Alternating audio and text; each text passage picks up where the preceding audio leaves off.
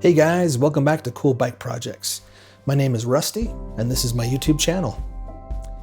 In this video, I'll be talking a little bit about some of the projects from 2021, give you some goals for 2022, and if you're patient, I'll be giving away a one-of-a-kind toolkit at the end of this video that's probably unlike anything you've seen before.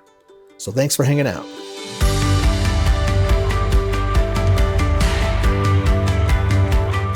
All right, 2021 was a big year for my family. We had a chance to move back from the Midwest out here to Idaho to be closer to family and friends. I work remotely as a video producer, and on the side I run this YouTube channel where I fix up bikes and do restorations of all kinds. In 2021, we had the chance to build approximately 15 bike projects and even a side trailer, as well as put out just some how-to videos on how we fix things. Near the end of the year, I had the chance to collaborate with Rob from Old Shovel. If you saw a video from a couple weeks ago, we had the chance to raffle off a bike to raise about $1,000 to help out the Topeka Community Cycle Project. Thank you for everyone that donated or bid on the project. It's been a great support for them, and I appreciate those efforts. Now, in 2022, we have some pretty big goals. Part of the goal is obviously growing the channel, but also the kinds of projects we take on will get bigger and better. So each month, we're looking forward to producing 2 new videos. One will be a restoration or a resto mod. The other will be kind of a how-to video where we explain some of the nuts and bolts of how we actually fix up things, like building wheels, overhauling bottom brackets, paint frames, you name it.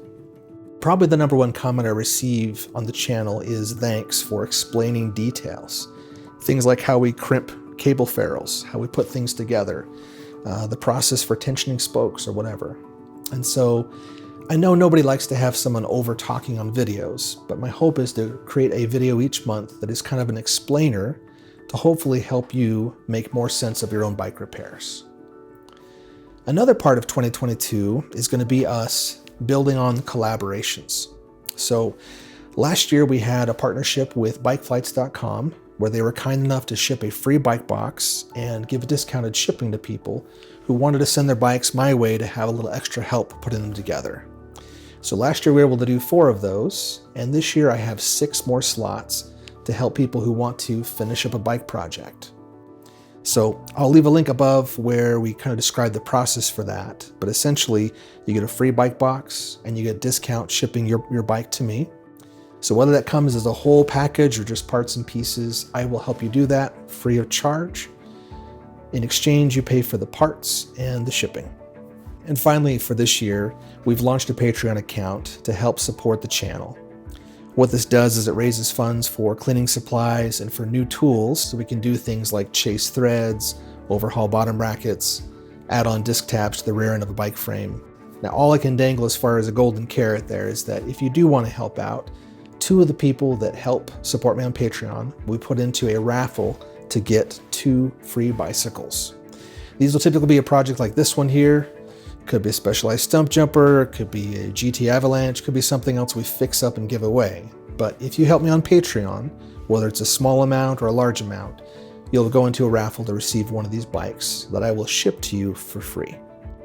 So, if you want to help me out as far as the channel goes, I'd love to have you be part of the Patreon, or if you just want to keep on watching, we'd love to have you here either way. Finally, I want to give you kind of a sneak peek of some of the upcoming projects on the channel. These are not in the same order they'll be appearing, but have fun guessing.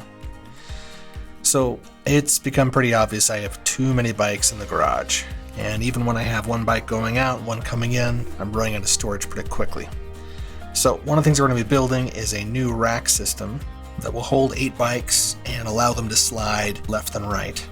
This will make it a lot easier to get a bike out of the rack, but also still allow us to park a car in the garage. Up next is a bike we're affectionately calling Swamp Thing.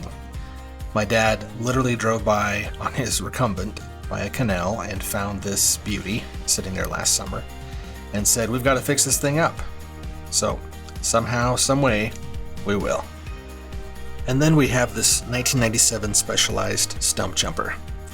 It's not in bad shape, but I would like to do a thorough demo on how to inspect an older mountain bike that's been ridden pretty hard. We'll be doing a little bit of an update on the cockpit, shortening the stem, doing a riser bar, new tread, new cables. It should be a really fun restoration. And now we're on to the giveaway. I think every bike mechanic has his go-to set of tools, a certain Allen wrench he loves the most, a certain type of grease. And in this case, since we're working mostly with restorations or trying to bring old things back, I have a set of tools that I call my secret weapon. None of these items are expensive, and in fact all of them can be found online. I've put together a series of links for these in my Amazon affiliate link if you want to purchase them there. It contains nail files, a dental pick, Allen wrenches, and a 6-inch flat file. For cleaning supplies and lubricants, there's a container of Evaporust, Tri-Flow, Park brand bearing grease, and a special polish for removing minor scratches and hard to clean areas on bikes. This lightweight abrasive does a much better job at polishing small parts than a wax topical, and also helps to clean a bike frame in hard to reach areas. There's a lot of funny debates out there about what type of grease to use on bicycles. The bottom line is, the reason why I like the Park brand grease in the tube dispenser is it's much easier to insert into the hubs and get a nice even bead. The flat file is perfect for knocking down rough edges on old chromed handlebars, seat posts, axles, anything with a rough edge that needs to be milled off. This is the perfect size to do it. Finally, the two tools I find myself using the most often is a simple nail file and a dental pick. Both of these are perfect for making quick work of sanding down brake pads and pulling out tiny metal filings from rims. Old brake pads will often find new life by taking down the first millimeter of rubber. And a dental pick also makes quick work of opening up SIS housing that gets crimped when you cut it. Hopefully the other items are self-explanatory, but the rest of these tools and supplies are often the things that are overlooked, and some of the first things I go looking for when I work on an older bike. The only thing you need to do to qualify for these free items is to subscribe to my channel and to make a comment below. I will be using a program that will randomly select a comment to choose the winner. Thanks everybody for being part of the channel. I look forward to all the projects we have to do in 2022, and I look forward to growing the channel with you.